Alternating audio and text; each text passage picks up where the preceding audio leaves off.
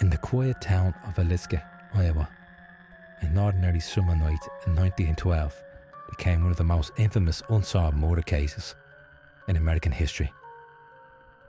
8 people, 6 of them children, were brutally slaughtered while they slept. More than a century later, the house where it happened still stands.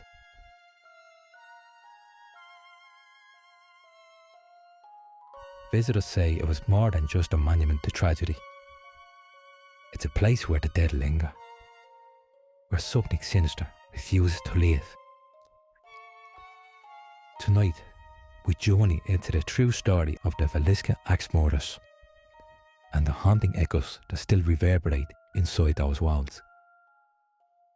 On the night of June 9th, 1912, Josiah and Sarah Moore returned home from a Children's Day service at their local church.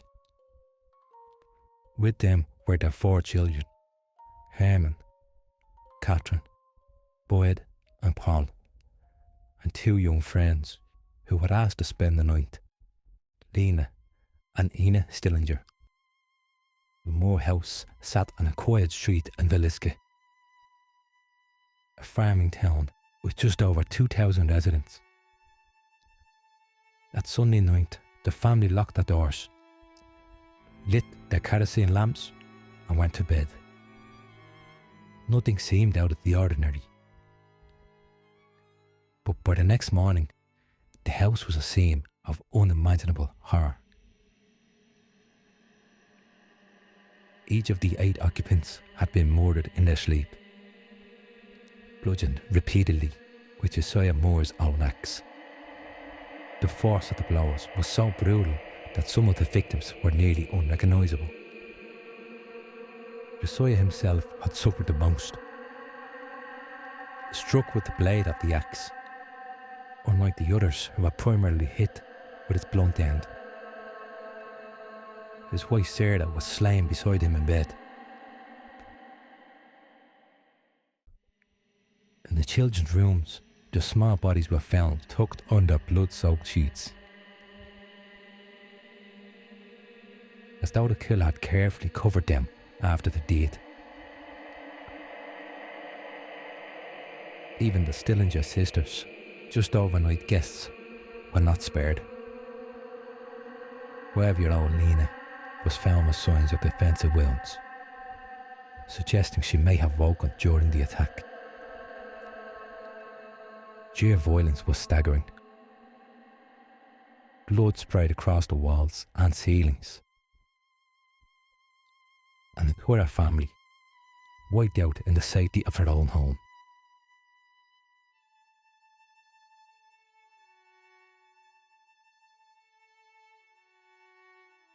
Word spread quickly through Villisca. By the time the authorities arrived, curious neighbours had already wandered through the house, contaminating the crime scene. Evidence was trampled, fingerprints smudged, and whatever clues might have led to the killer were quickly lost. Despite this, investigators uncovered chilling details. All the mirrors in the house had been covered with cloths. Every window was draped in blankets, as if the killer didn't want to be seen from the outside. An uneaten plate of food was left on the kitchen table, alongside a bowl of bloody water, where the murderer may have washed their hands.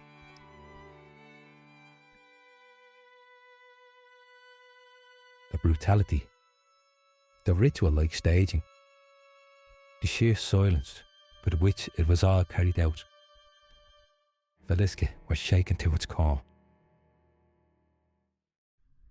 Over time, several suspects emerged. Frank Jones, a wealthy local businessman and state senator who reportedly held a bitter grudge against Josiah Moore over business rivalry and rumours of an affair. William Mansfield, a known violent offender accused of multiple axe murders in other states. Henry Lee Moore, no relation, suspected of a string of family murders with eerily similar methods, and most infamously, Reverend George Kelly, a travelling preacher with a disturbing reputation. Kelly had been in Villisca the night of the murders, attended the same church service as the Moors, and even left town betraying the following morning. He was later tried for the crime. The jury couldn't reach a verdict. To this day, no one has ever been convicted. The Villisca axe murders remain one of America's most enduring mysteries. For some, the case ended with unsolved files and unanswered questions. But for others, the story was far from over. The Moore House still stands today, preserved in its original condition. It has become one of the most notoriously haunted places in the United States. Visitors report chilling encounters. The sound of children's laughter echoing through empty rooms. Heavy footsteps on the stairs when no one else is inside. Doors opening and closing by themselves. And perhaps most unsettling of all, shadowy figures moving from room to room, as if retracing the steps of that terrible night. Paranormal investigators have captured recordings of disembodied voices.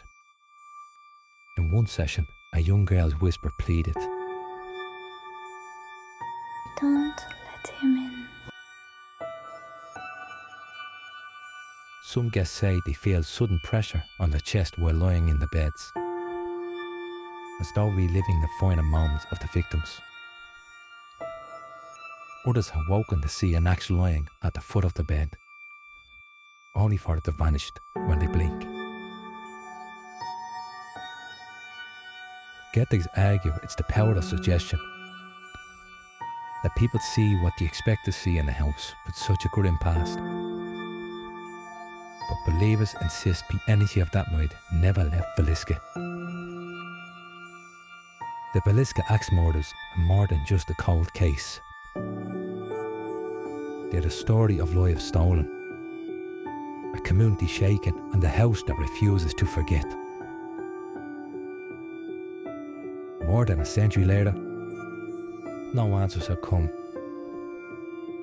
The killer's identity remains a mystery. Theories abound, but the truth lies buried in blood-stained walls and whispers in the dark.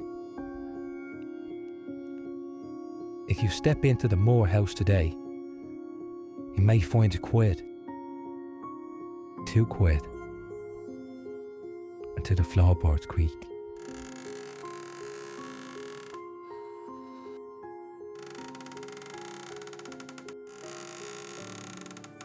A door slams, and a child's laughter breaks the silence. And you may wonder, are these the restless spirits of the victims? Or is it the echo of the killer, forever trapped inside the house where evil once walked? This is Villisca, and its secrets still wait in the shadows.